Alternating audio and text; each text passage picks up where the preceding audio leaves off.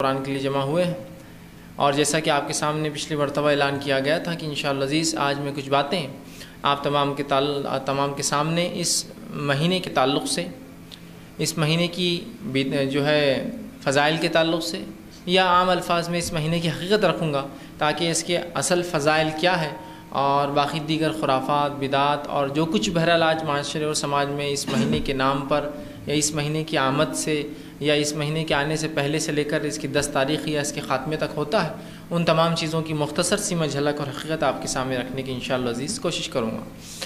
اگر یوں کہا جائے کہ ماہ محرم کی فضیلت کیا ہے، تو میں سمجھتا ہوں یہ بات بیان کرنا ایک 5 یا 10 منٹ کی بات ہے، اس سے زیادہ اور کچھ بھی نہیں ہو سکتا ہے۔ آپ صلی اللہ علیہ وسلم کی 2 حدیثیں اور قرآن کی ایک آیت رکھ کر معاملہ ختم ہو جائے گا کہ بس یہی فضیلتیں ہیں اس کی اور یہ معاملہ ہے، اور معاملہ پھر ختم ہو جائیں گے۔ لیکن کبھی کبھار یوں ہوتا ہے کہ صرف کسی کو کسی چیز کی حقیقت کیا ہے وہ بتانا کافی نہیں ہوتا ہے، بلکہ اس سے جڑی ہوئی وہ خراب باتیں یا جو لوگوں نے اس سے خراب باتیں جوڑ دی یا غلط فہمیاں جوڑ دی، ان کا ازالہ بھی کبھی کبھار ضروری ہوتا ہے۔ تو آئیے چند باتیں میں اس مہینے کے تعلق سے رکھنے سے پہلے آپ کے سامنے شریعت کے احکامات، شریعت ہم سے کیا چاہتی ہے اور جو اس کا محکم چیزیں ہیں جس کا اس نے حکم دیا اور جو بالکل واضح چیزیں ہیں وہ آپ کے سامنے رکھنے کی کوشش کرتا ہوں۔ میں نے خطبے میں آپ کے سامنے جو ہے قرآن کی جو ہے 3 آیتیں اور نبی اکرم صلی اللہ علیہ وسلم کی حدیث کا ایک حصہ، ایک ٹکڑا آپ کے سامنے بیان کیا۔ پہلی آیت جو میں نے آپ کے سامنے تلاوت کی ہے سورہ انعام سورہ نمبر 6 اس کی آیت نمبر 154، اس میں اللہ نے فرمایا وَأَنَّ هَذَا صِرَاطِي مُسْتَقِيمًا فَاتَّبِعُوهُ۔ بہرحال اس کا پس منظر تھوڑا سا آپ کے سامنے رکھ دوں، اس کی تشریح رکھ دوں۔ نبی اکرم صلی اللہ علیہ وسلم ایک مرتبہ ایک صحابی کے انتقال میں گئے تھے اور تدفین کے لیے وقت تھا، خبر کھودی جا رہی تھی، لوگ جو ہے خبر کھود کی مٹی باہر نکال رہے تھے۔ نبی اکرم صلی اللہ علیہ وسلم اس دوران جو ہے اس مٹی کے پاس بیٹھے اور آپ کے ہاتھ میں ایک جو ہے ٹہنی تھی جھاڑ کی، اور آپ اس ٹہنی سے کچھ اس مٹی کے اندر لکیریں کھینچ رہے تھے۔ صحابہ بڑے غور سے دیکھ رہے تھے کیا ہو رہا ہے۔ جب آپ وہ کام کر چکے تو صحابہ نے جب دیکھا تو آپ صلی اللہ علیہ وسلم نے ایک سیدھی لکیر ماری تھی اور اس کے سیدھے اور الٹے ہاتھ دائیں بائیں جانب جو ہے اور بھی لکیریں ماری بہت سی، اور اس کے بعد صحابہ سے کہا جو بیچ کی لکیریں جو سیدھی میں نے ماری ہے یہ میرا طریقہ اور میرا راستہ ہے، اس کی پیروی کرنا، اس پر چلنا، اور یہ صراط مستقیم ہے۔ اور جو میں نے دائیں بائیں جانب اس میں سے اور لکیریں ماری ہیں یہ صراط مستقیم پر شیطان بیٹھے ہوئے ہیں جو انسان کو صحیح راستے سے نکال کر گمراہی کی طرف لے جاتے ہیں۔ تو صحابہ نے کہا اللہ کے رسول صلی اللہ علیہ وسلم معاملہ ہدایت اور گمراہی کا ہے، معاملہ جنت اور جہنم کا ہے، بڑی اہم بات ہے، اس کی وضاحت کیجیے اور تھوڑا سا ہم کو ایکسپلین کیجیے اور زیادہ اچھے سے سمجھائیے۔ تب نبی اکرم صلی اللہ علیہ وسلم نے یہ آیت تلاوت کی اور کہا وَأَنَّ هَذَا صِرَاطِي مُسْتَقِيمًا فَاتَّبِعُوهُ، کہ دیکھنا یہ جو ہے جو میں جو طریقہ بتا رہا ہوں، جو بات میں تم سے کہہ رہا ہوں، جو دین میں لے کر آیا ہوں، جو کتاب میں لے کر آیا ہوں، وَأَنَّ هَذَا صِرَاطِي مُسْتَقِيمًا، یہ صراط مستقیم ہے، یہ سیدھا راستہ ہے۔ فَاتَّبِعُوهُ، تو اس کی اتباع کرنا، اس کی پیروی کرنا۔ وَلَا تَتَّبِعُوا السُّبُلَ، اس کے علاوہ طریقوں کی پیروی مت کرنا۔ فَتَفَرَّقَ بِكُمْ عَنْ سَبِيلِهِ، تو تم میرے بتائے گئے، اللہ کے بتائے گئے صراط مستقیم سے، سیدھے راستے سے، حق سے تم پھر جاؤں گے، ہٹ جاؤں گے۔ تو یہاں نبی اکرم صلی اللہ علیہ وسلم نے خود وضاحت کر دی کہ آپ کا طریقہ کیا ہے اور آپ کے طریقے سے ہٹنے کا نتیجہ کیا ہے، اور آپ کا لایا گیا طریقہ وہ ہدایت ہے، صراط مستقیم ہے، اور آپ کے طریقے سے ذرا بھی ہٹنا فَتَفَرَّقَ بِكُمْ عَنْ سَبِيلِهِ، تو ہم اللہ کی بتائے گئے صراط مستقیم سے ہٹ جائیں گے، گمراہ ہو جائیں گے، یاد رکھیے۔ دوسری آیت جو میں نے آپ کے سامنے تلاوت کی وہ سورہ حشر سورہ نمبر 59 کی آیت نمبر 7 کا ایک جملہ، ایک ٹکڑا ہے جس کی تفسیر یوں آتی ہے، جس کے تعلق سے عبداللہ ابن مسعود رضی اللہ عنہ کس طرح سے اس کو سمجھتے تھے۔ آپ کا ایک واقعہ یوں آتا ہے کہ آپ ایک مرتبہ بیٹھے تھے اور آپ نے درس قرآن دیا۔ بہرحال اس آیت کا ترجمہ یہ ہے وَمَا آتَاكُمُ الرَّسُولُ فَخُذُوهُ وَمَا نَهَاكُمْ عَنْهُ فَانْتَهُوا، نبی جو تمہیں دے دے اسے لے لو، جس سے روک دے اس سے رک جاؤ۔ تو نبی کا دینا، اگر وہ کوئی چیز دیتے ہیں تو ہمارے لیے ماننا فرض ہے، اور کسی چیز سے روکتے اس سے رکنا فرض ہے۔ مطلب نبی جو کہہ دے وہ کام کرنا جائز، حلال اور ضروری، اور جو کام سے روک دے وہ کام کرنا منع ہے، حرام ہے اور وہ غلط ہے، یاد رکھیے۔ عبداللہ ابن مسعود رضی اللہ عنہ ایک مرتبہ درس قرآن دے رہے تھے اور خواتین کو دے رہے تھے۔ اس سے بھی پتہ چلتا ہے کہ صحابہ خواتین کو درس قرآن دیا کرتے تھے۔ آپ نے بیان کیا لعنت اس عورت پر جو گوندے اور گندوائے، مطلب جو ٹیٹوئنگ کرتے ہیں، نشان بناتے ہیں، مختلف قسم کے ڈیزائنز جلد پہ بناتے ہیں۔ لعنت ان عورتوں پر جو ہے چہروں کے بال اکھاڑتی ہے، لعنت ان عورتوں پر جو نخلی بال لگاتی ہے، لعنت ان عورتوں پر جو خوبصورت دکھنے کے لیے دانتوں میں جگہ بناتی ہے۔ مطلب فطرت کو تبدیل کر رہی ہے، نخلی بال لگا رہی ہے، گوند رہے ہیں، یا جو ہے دانتوں میں خوبصورت دکھنے کے لیے جگہ بنا رہے ہیں، نخلی مطلب جس کو نہیں فطرت کو تبدیل کرنا، تو کہا لعنت۔ ایک عورت جو خاتون اس درس کو سن رہی تھی وہ وہاں سے چلی گئی، دوسرے دن آ کے کہا عبداللہ کل جو تم نے درس دیا تھا اور لعنت بھیجی ان عورتوں پر، میں نے اللہ کی پوری کتاب پڑھ لی، کہیں بھی لعنت اللہ نے نہیں بھیجی، نخلی بال لگانے والی عورتوں پر، دانتوں میں جگہ کرنے والی عورتوں پر اللہ نے تو نہیں بھیجی، تم نے کیسا بھیجا؟ اور جو تم نے اس کو حرام قرار دیا اس کی وجہ کیا ہے؟ قرآن نے تو اس کو حرام قرار نہیں دیا۔ تو کہا اچھا کیا تم نے یہ آیت قرآن کی پڑھی، سورہ حشر کی آیت نمبر 7؟ تو انہوں نے کہا ہاں میں نے یہ بھی پڑھی ہے، وما آتاکم الرسول فخذوہ وما نہاکم عنہ فانتہوا، نبی جو دے دے اسے لے لو، جس سے روک دے اس سے رک جاؤ۔ تو کہا یہ پڑھی؟ تو کہا نبی اکرم صلی اللہ علیہ وسلم نے میرے سامنے ایک مرتبہ یہ بات کہی تھی جو میں تم سے کہا، مطلب صحابہ کے نزدیک نبی کا دینا فرض ہے، واجب ہے، اگر وہ کچھ کہہ دیتا اور کسی چیز سے روک دے تو اس کا کرنا حرام ہے، یاد رکھیے۔ تو کہا نبی جو دے دے اسے لے لو، جس سے روک دے اسے رک جاؤ، اور میں نے نبی اکرم صلی اللہ علیہ وسلم کو ان 4 عورتوں پر لعنت بھیجتے ہوئے سنا ہے، اسی لیے میں نے بھی لعنت بھیجی ان 4 عورتوں پر۔ پتہ چلا نبی اکرم صلی اللہ علیہ وسلم جو بات بول دے اس پہ عمل کرنا ہمارے لیے ویسا ہی فرض ہے جس طرح قرآن کا حکم دینا ہمارے لیے فرض ہے، ٹھیک۔ تیسری آیت جو میں نے آپ کے سامنے تلاوت کی وہ بھی جو ہے سورہ مائدہ سورہ نمبر 5 اس کی آیت نمبر 3 کا ایک حصہ ہے، جس میں اللہ نے فرمایا الیوم اکملت لکم دینکم واتممت علیکم نعمتی ورضیت لکم الاسلام دینا، آج میں نے تمہارے لیے تمہارا دین مکمل کر دیا۔ الیوم اکملت لکم دین واتممت علیکم نعمتی، اپنی نعمت تم پر پوری کر دی، مطلب انسانیت پر، ورضیت لکم الاسلام دینا، اور جو اسلام میرے پاس لائیں گا میں اس سے راضی ہو گیا۔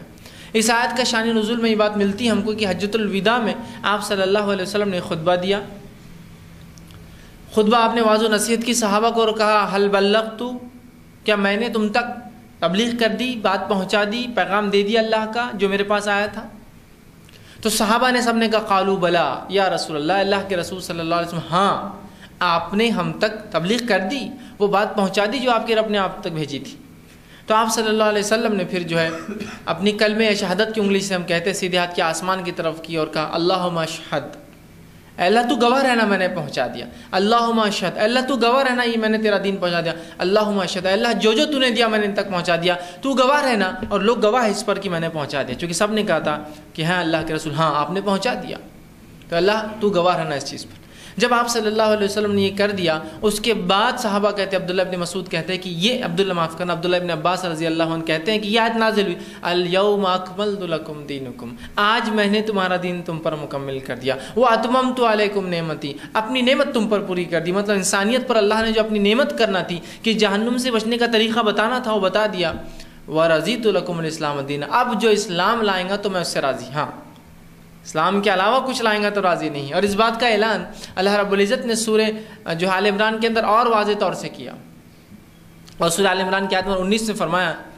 کہ ان الدین عند اللہ الاسلام، اللہ کے نزدیک جو دین ہے وہ خالص صرف اسلام ہے، اور اسلام کے علاوہ کسی چیز کو اللہ قبول بھی نہیں کرتا ہے۔ اس بات کو سورہ آل عمران سورہ نمبر 3 آیت نمبر 85 میں فرمایا کہ جو کوئی اسلام کے علاوہ دین کو ہمارے پاس لائیں گا، وَمَن يَبْتَغِ غَيْرَ الْإِسْلَامِ دِينًا فَلَن يُقْبَلَ مِنْهُ وَهُوَ فِي الْآخِرَةِ مِنَ الْخَاسِرِينَ، جو کوئی اسلام کے علاوہ کوئی چیز ہمارے پاس لائیں گا وہ اس سے قبول نہیں کی جائیں گی، اور آخرت میں وہ خسارہ، نقصان، گھاٹا جہنم میں ہونے والا ہوگا۔ تو پتہ چلا صرف خالص اسلام پر مجھے اور آپ کو عمل کرنا ہے، اس کے علاوہ اللہ رب العزت کوئی چیز قبول کرتا بھی نہیں ہے، اس کے پاس کوئی سکہ چلتا بھی نہیں ہے اس کے علاوہ، اسلام کے علاوہ۔ یہ بات بھی اللہ نے وضاحت کر دی۔ نبی اکرم صلی اللہ علیہ وسلم نے دیکھی کس چیز کا خدشہ اس امت سے اظہار کیا، کس چیز کا ڈر اظہار کیا۔ جامع ترمذی کی روایت ہے، ایک مرتبہ نبی اکرم صلی اللہ علیہ وسلم کھڑے اور واضح نصیحت کی لوگوں کو، صحابہ کو واضح نصیحت کی۔ جب آپ واز پورا کر چکے تو ایک نوجوان صحابی اٹھے اور کہا اللہ کے رسول صلی اللہ علیہ وسلم آج کا واز آپ کا ایسا تھا کہ مجھے ڈر ہے، گمان ہے، خدشہ ہے کہ اس کے بعد شاید آپ نصیحت اور واز ہم کو نہیں کرنے والے ہیں۔ مطلب جس انداز سے رسول اکرم صلی اللہ علیہ وسلم بات کر رہے تھے، جس طرح ہوتا ہے نا ایک آدمی بیمار ہو، بوڑھا ہو اور آپ کو لگتا ہے اس کی موت کا وقت قریب ہے، تو کس طرح سے اس کی باتیں نصیحت کے طور پہ لی جاتی ہے اور سنجیدگی سے سنی جاتی ہے۔ تو کہا اللہ کے رسول آپ نے آج ایسی بات کی، ایسا خطبہ دیا، ایسی وضاحت کی کہ مجھے ڈر ہے کہ شاید اس کے بعد آپ جو ہے ہم کو کوئی خطاب نہ کرے، تو میں چاہتا ہوں کہ آپ کوئی نصیحت کر جائے ہم کو۔ گویا یہ صحابی رسول نبی اکرم صلی اللہ علیہ وسلم سے آخری وصیت پوچھ رہا ہے ایک طرح سے کہ بول دیجئے کیا کرنا ہے ہم کو، لاسٹ آپ کی کوئی بات ہے کہ جس پہ ہم کو ماننا ہے۔ تو نبی اکرم صلی اللہ علیہ وسلم نے جب اس صحابی کی بات سنی تو آپ کھڑے ہوئے اور آپ نے خطبہ دیا، اور اس میں یہ بات پڑھی جو بار بار ہر خطبے کے اندر میں جو ہے خطبے کا دوسرا جو حصہ ہوتا ہے کہ جس میں اللہ کے رسول صلی اللہ علیہ وسلم نے فرمایا فَإِنَّ خَيْرَ الْحَدِيثِ کتاب اللہ، سب سے بہترین بات اللہ کی کتاب کی، وَخَيْرَ الْحَدِي حَدِيُّ مُحَمَّدٍ صلی اللہ علیہ وسلم، اور سب سے بہترین طریقہ محمد صلی اللہ علیہ وسلم کا ہے۔ اور کہا دین میں یاد رکھنا ہر نئی بات گمراہی ہے، ہاں، اور فرمایا کل بدعۃ ضلالہ، ہر نئی بات گمراہی ہے، وکل ضلالۃ فی النار، اور ہر گمراہی کا ٹھکانہ جہنم کی آگ ہے۔ آپ نے یہ بات کہی، اور راوی حدیث کہتے ہیں اس کے بعد آپ صلی اللہ علیہ وسلم نے یہ کہا ترکت فیکم امرین، اب تم نصیحت چاہتے تھے نا، تو میں تم سے جس بات کے لیے ڈرتا ہوں وہ دین میں بدعت مت ایجاد کرنا، اور اگر بدعت سے اور خرافات سے بچنا ہے، دین میں برائی سے بچنا ہے، تو پھر سن لو آخری اور بات، ترکت فیکم امرین، میں تم میں دو چیزیں چھوڑے جا رہا ہوں۔ یہ آخری وصیت آپ کی۔ لن تضلوا، لن کا الفاظ عربی زبان میں تب آتا ہے جس کا معنی ہوتا ہے ہرگز ہرگز ہرگز نہیں،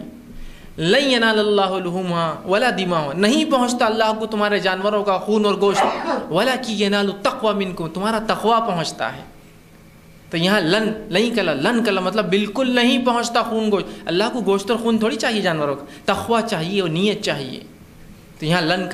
کا لفظ لن کا ہوا، تو کہا لن تضلوا، تم ہرگز گمراہ نہیں ہوں گے اگر دو چیزوں کو، اور تمسکتم بہما، فرمایا تمسک اس کو کہتے ہیں کہ جب انسان کی ہاتھ کی گرفت کمزور ہو جائے تو دانتوں سے پکڑ لے، اور آپ سب جانتے جب انسان کے ہاتھ نہ ہو تو کس چیز سے پکڑ سکتا ہے کسی چیز کو، آخری گرفت اس کے دانت ہوتے ہیں۔ تو کہا کہ تم ہرگز گمراہ نہ ہوں گے، لن تضلوا ما تمسکتم، جب تک تم ان چیزوں کو دانتوں سے پکڑ لو، اپنے چھوڑو مت، مطلب اگر ہاتھ نہ بھی ہو تو دانت سے پکڑ لو۔ وہ کیا ہے جو گمراہی سے مجھے اور آپ کو بچا سکتے ہیں؟ کتاب اللہ و سنتی، اللہ کی کتاب اور میری سنت، بس یاد رکھ لو، یہ دو چیزیں تھام لو گے تم گمراہ نہیں ہوں گے، اور دین میں نئی باتوں سے بچنا۔ تو نبی اکرم صلی اللہ علیہ وسلم کی آخری وصیت اس امت سے دین میں بدعت سے بچنا اور اللہ کی کتاب اور اس کے نبی کی سنت کو تھامنا، تاکہ اگر ہم بچ جائیں۔ یا ایک دوسری بات نے فرمایا کہ آپ نے